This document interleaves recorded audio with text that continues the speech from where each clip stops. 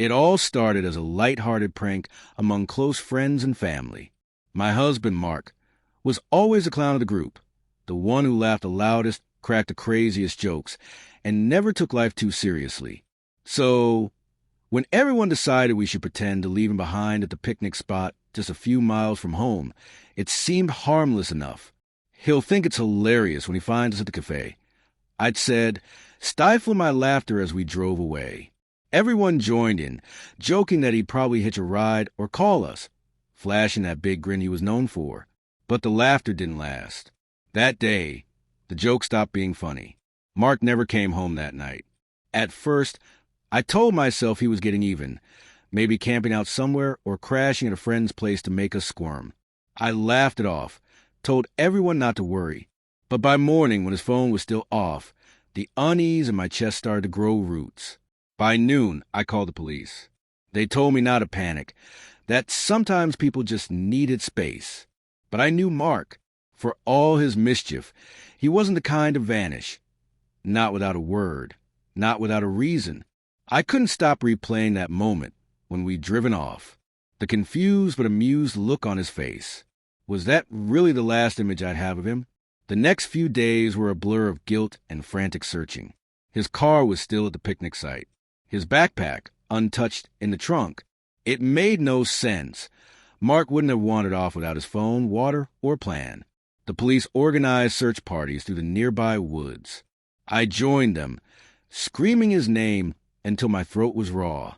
Every rustle made my heart leap, only for hope to crumble again and again. Weeks dragged by. Friends stopped calling. Whispers filled the silence about the prank that went too far, about whether Mark had wanted to disappear. Maybe our marriage wasn't what it seemed. Their words stung because, deep down, I knew there was truth in them. Lately, Mark had been different.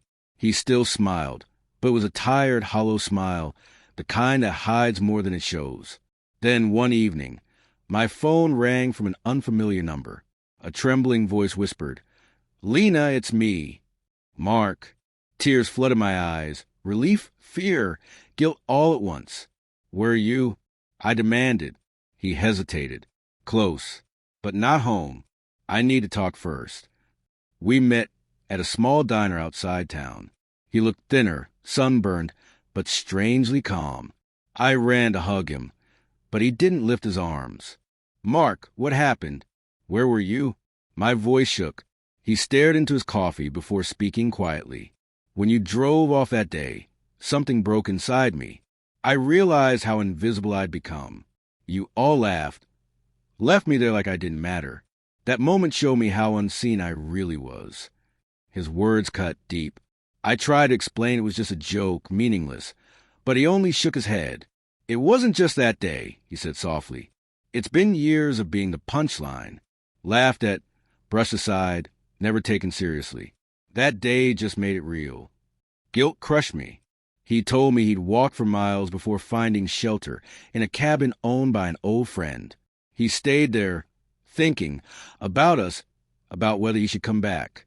Then he said, "I still love you. That's why I returned. Not because of the prank, but because I wanted to try again." I broke down, apologizing over and over until my throat burned. He looked at me with a quiet sadness I'd never seen before. "You can't undo what happened," he murmured, "but maybe we can learn from it." The drive home was silent. I kept glancing at him, terrified he might disappear again. Everything in the house looked the same, the couch, the photos, the half-read book on the shelf. But nothing felt the same. He unpacked quietly, then went to the backyard, staring into the space where he once joked about building a fire pit. In the weeks that followed, we talked, really talked, for the first time in years. He shared moments when he'd felt small, unheard, turned into the fool everyone loved to laugh at. And for the first time, I truly listened. The man everyone saw as playful and carefree had been quietly carrying the weight of loneliness. Months have passed since then. We don't make jokes at each other's expense anymore. Sometimes I still shiver when I think about how close I came to losing him. What started as a harmless prank became a mirror, forcing us to see the truths we'd ignored.